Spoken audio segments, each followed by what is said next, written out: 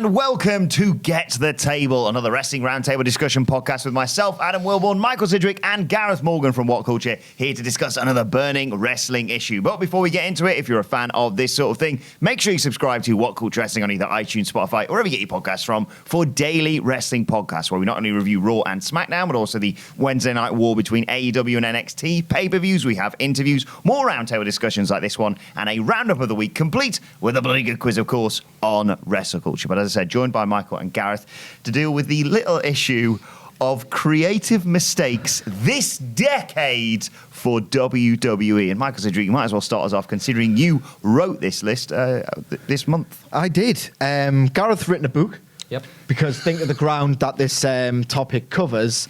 In my opinion, WWE's biggest, preeminent, definitive creative mistake was basically telling the fans throughout the course of several years to piss off.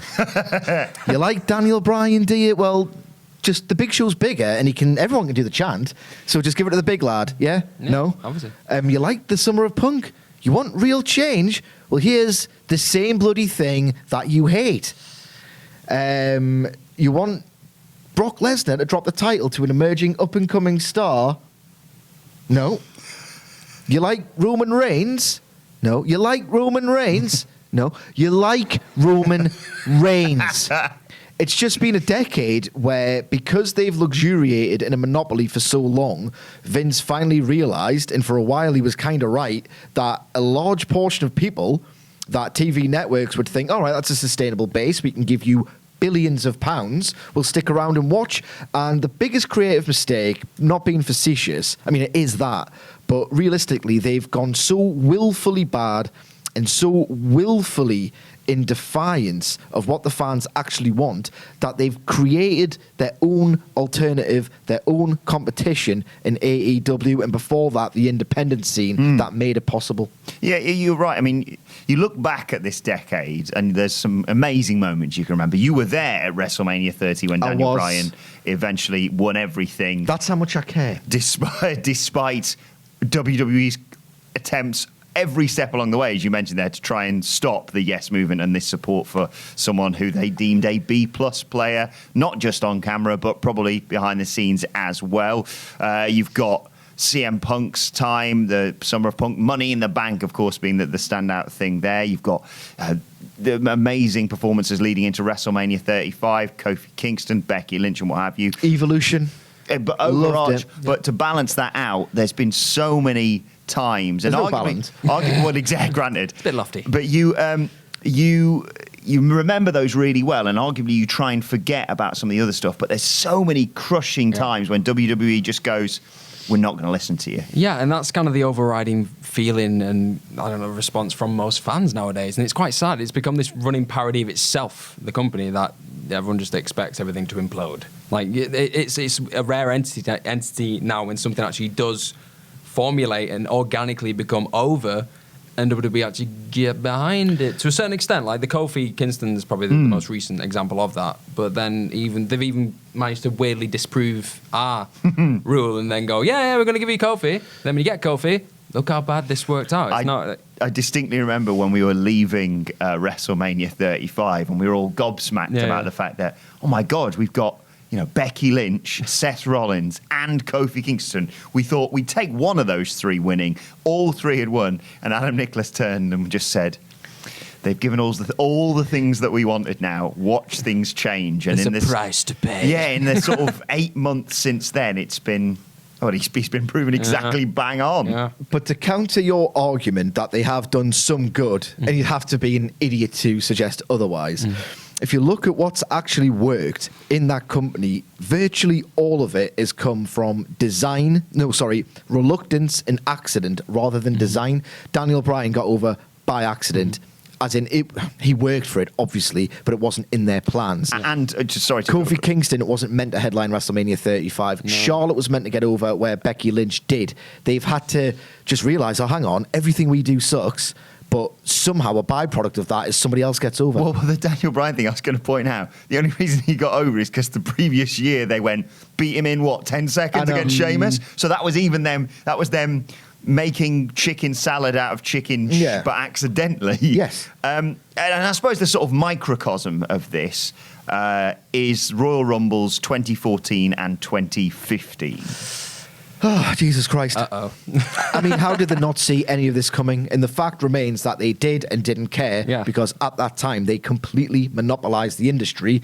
And now I wouldn't say that's in any danger. That seems histrionic, hysterical, but this isn't ideal for them. A genuine competitor has emerged, and the mission statement on their first press release was, we're just going to do everything that they don't. Because that's how to win, because they're that crap. They've sold themselves on the floors of the biggest dog in town. Yes. No pun intended. When you look back at like WrestleMania... You know who the big dog is, Gareth. Don't forget it. When you look back at like food, sorry. WrestleMania 30... You think, it's this wonderful underdog story of Daniel Bryan has to overcome Triple H and then beat both Batista and Randy Orton in the main event, of course. But we only think that now because we know what happens. Going into WrestleMania 30, I was like, there's a genuine possibility Triple H beats Daniel Bryan, and they go, here's Batista, Randy Orton in the main event, because that's what they thought was going to be the correct main event. And also, they thought Batista was going to come back to this sort of hero's reception.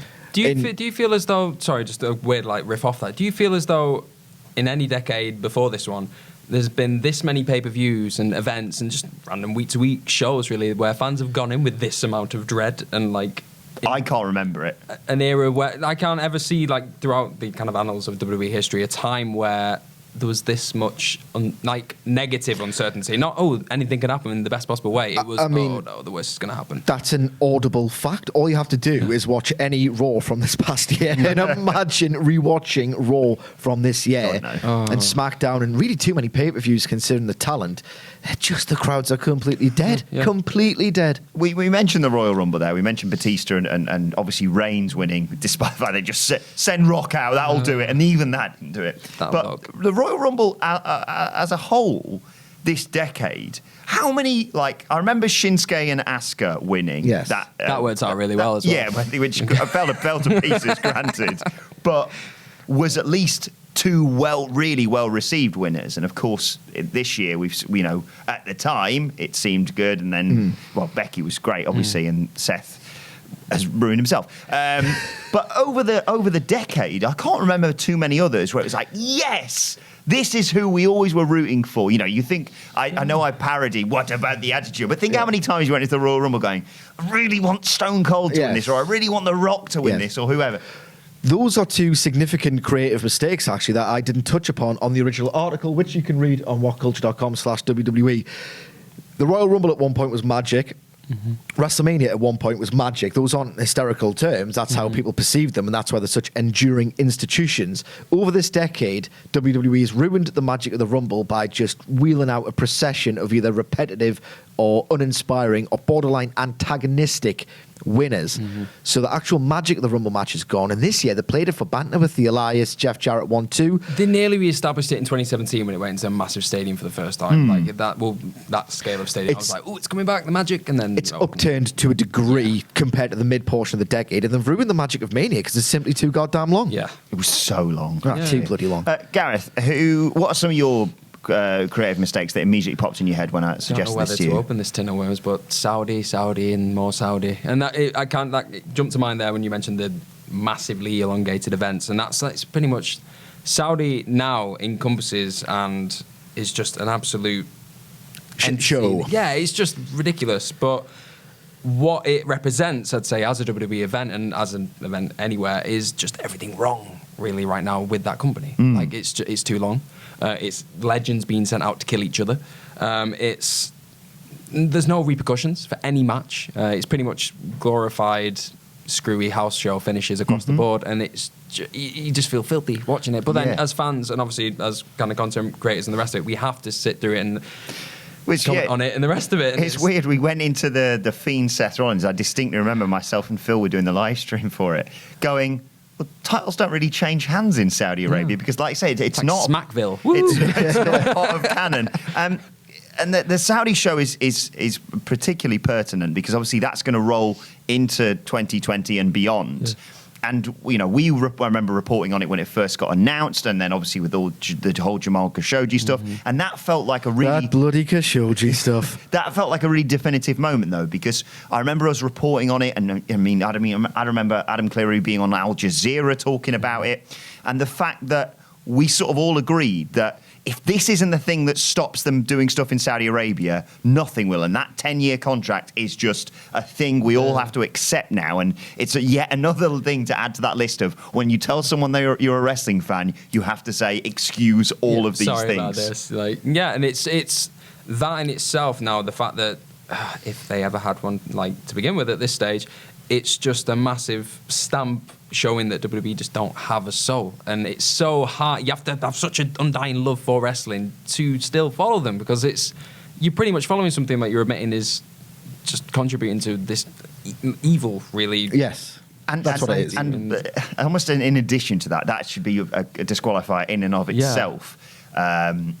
In addition to this, we have to factor it in when we're discussing world champions. We always talk about Daniel Bryan and go, well, he's not going to be world champion around this time of year because they either, he won't go, or they're going to have to CGI him into Saudi Arabia, which is a ridiculous option. That they could do it, yeah. Yeah, because the regime, the GSA, want these shows to mimic WrestleMania. The famous marketing spin this year was equal to, or perhaps exceeds WrestleMania. I think it's better. Personally, I think it's better than WrestleMania's sake. Funny, yeah. So, they want the title matches. They want matches with stakes. They want matches with stars. They will parachute stars in to make it like this sports-washed extravaganza that can somehow obscure all the evils of the regime. So it's not as if Daniel Bryan, as WWE champion, is going to get the night off because he doesn't want to go.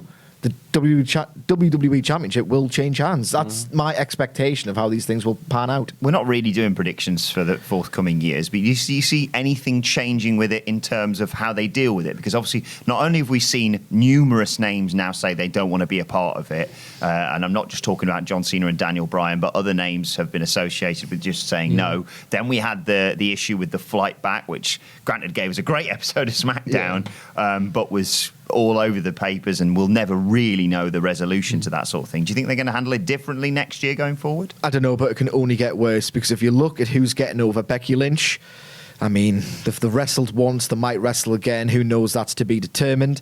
Daniel Bryan gets over massively in arenas because he's so great. Kevin Owens refuses to go out of kinship with Sami Zayn. Sami Zayn gets buried every year for doing his own brilliant fundraiser. Absolutely. So it can only get worse, because the fans seem to gravitate towards human beings that they can connect with on an organic level because they're so goddamn likable. The byproduct of that is the likable guys do not want to go to Saudi Arabia.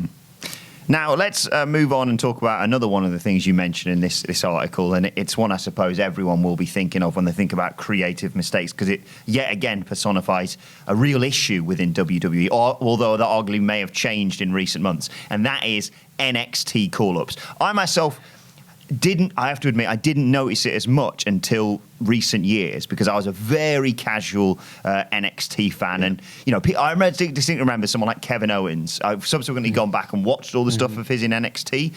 But when he arrived on the main roster, I thought, wow, this is a big deal, and didn't really know a lot about him. And then other people would just show up. I suppose I was the sort of perfect casual fan to be introduced to these people and to only know them as much as they would be introduced. But subsequent to that, since I've become a fan of NXT, and I don't know why, but this name specifically that jumps out to me when I think about really failed NXT call-ups aren't the bigger names, aren't the Sami Zayns, aren't people like that, aren't even Finn Balor.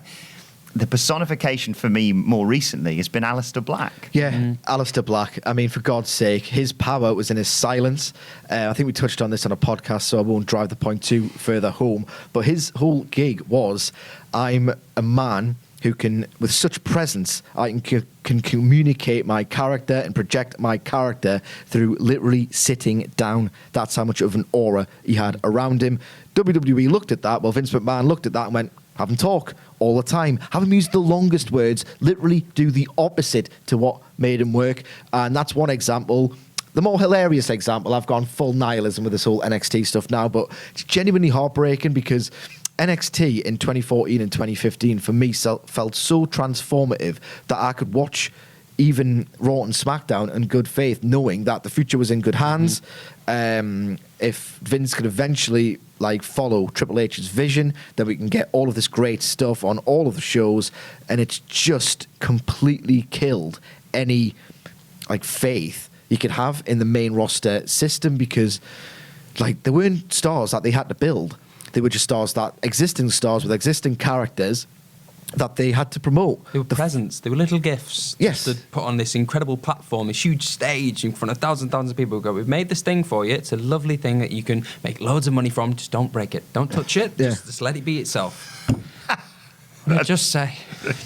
But Alistair Black, I want to slightly quickly turn back to, because I love him. Well, when I started here at WhatCulture, one of the first matches I remember watching with the guys was Alistair Black versus Velveteen Dream, the infamous, moment where he gets the mic, enjoy your infamy, Velveteen Dream. And I was introduced to him as part of that match. And he's, you look at him and he's visually very, both him and Dream were very distinctive personalities.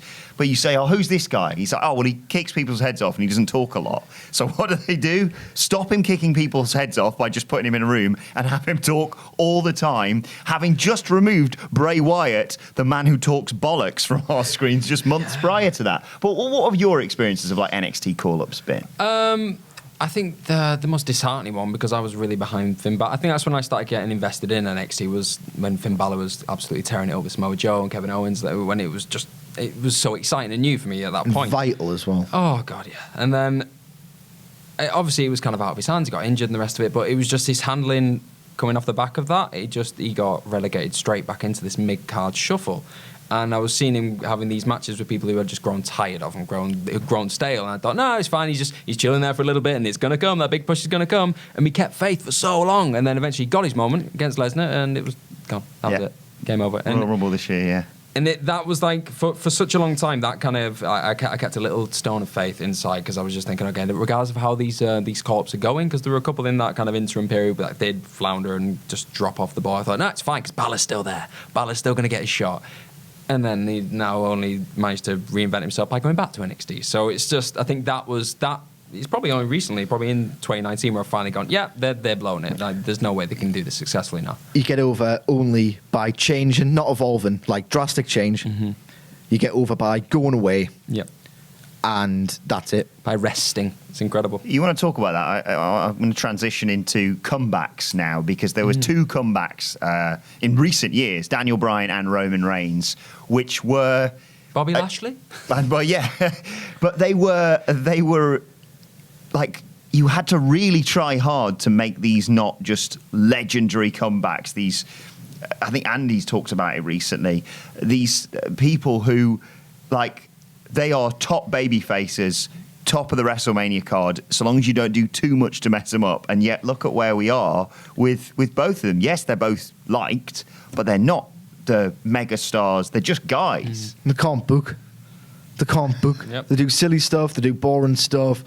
They do stuff where Shane McMahon has the better of Roman Reigns for the majority of the match, even though he's the heel and has a henchman. He's not a wrestler, sorry. Daniel Bryan, they try and get really cute with their storytelling. Big Cass was cleared on the same day, and nobody cared because Daniel Bryan was cleared on the same day. That's not the premise for a storyline. That's a harsh reality and shame for Big Cass, but that's just the way it is.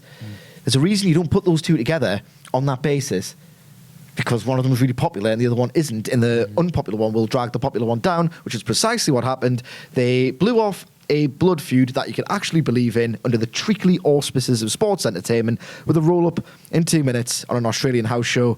They completely botched Bryan, and he only recovered by basically telling Vince, this is what I'm going to do, and you can do two things about it, like it, and shut up.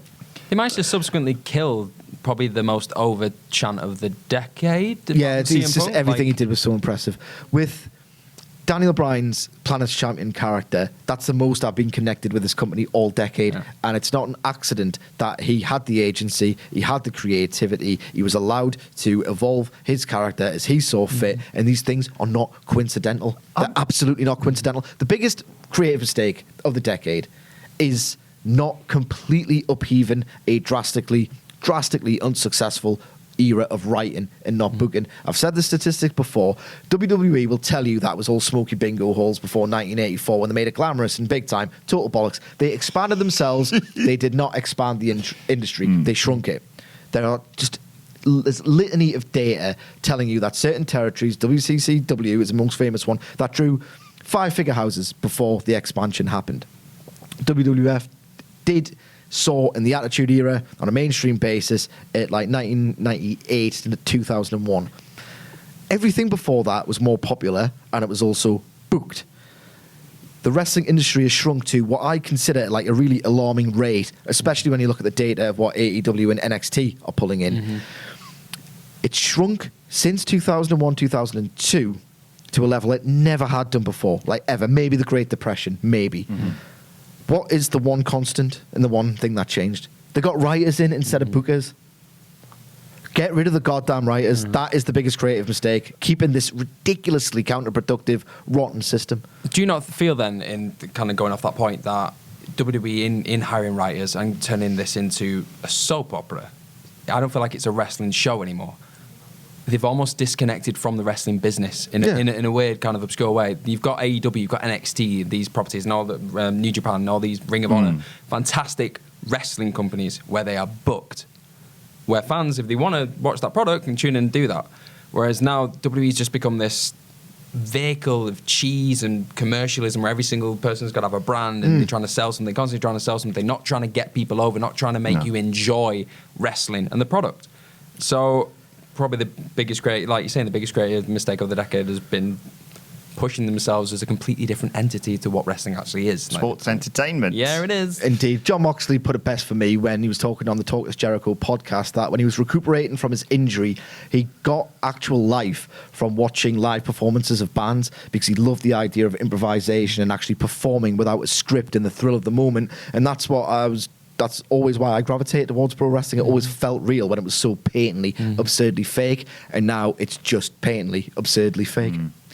We could talk about this for hours, no doubt, but I'm going to try and wrap this up with a bit of a speed round. So any things you really want to mention in here?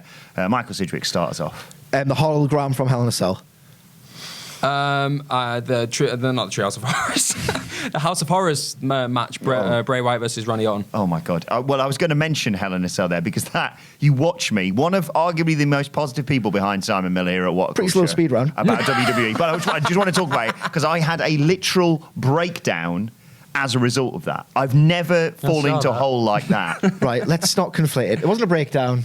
Well, it was. With wrestling. You with wrestling. Yes, let's just qualify that. Sorry, just to clarify. Right, okay, back to the speed round. Yep. Bray Wyatt. Just Bray Wyatt. Just all of Bray Wyatt. Alistair Black, Ricochet tag team, weird connection, whatever it was. I'm going to go with Roman Reigns coming out at number 30 of that Royal Rumble, where everyone was like, oh, it's Balor or Joe. Oh my God, it's Balor or Joe. And Roman Reigns had been competing another night. And you're like, what?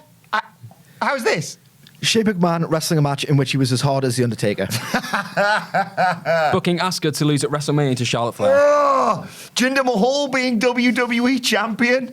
Stephanie McMahon bollocking everybody for no reason, just because she's a self-satisfied prick. Cruiserweight Classic turns into the worst division in all of WWE history. Yes. And I'm going to finish. We've mentioned the Summer of Punk, sort of, haven't we? So I'll finish with the part-timer era because... Well, you go into quite great detail about all this, but it is changed the industry yet again for the worse. Bobby Sisters, all day. Bailey, this is your life. Oh my God! If you're going to torture someone, if you're going to Hamflet, for example, who's To show him a Cody match, a WWE man, it's fair to say, if you were going to torture him and show him what you think is WWE's worst creative mistake of this decade in video form, what would you show him? I would show him Big Show doing the yes chance, because it's just the perfectly awful illustration of what they think gets a performer over, how little they care about what that performer does to get over, and how they will try and mutate it into their just god-awful image. On that, I would show him CM Punk being jackknife powerbombed by Kevin He Nash. would bloody love it. I You don't love know that. Michael Hamflett very much. He's a Kevin Yeah. Nash boy. I'd show him Kevin Nash getting fired. Yay! I'm falling over at WrestleMania 31. Oh, God. Sorry, that's really Oh, gross. yes, Sting getting beaten in his first match. Oh, I had a page on that, a chapter on that actually. Oh, God. We could just do this all day. There's so many more we could talk about. Shall we? No, I'm joking. No, let's not. But let's continue the discussion in the comment section below, though. Don't forget to like, share, and subscribe. And subscribe to What Culture Wrestling on either iTunes, Spotify, or Wildcard wherever era. Oh my god. Sorry, mate. Brand splits. Okay. Oh, God. What have you done? Just all the, like, Uzi hot.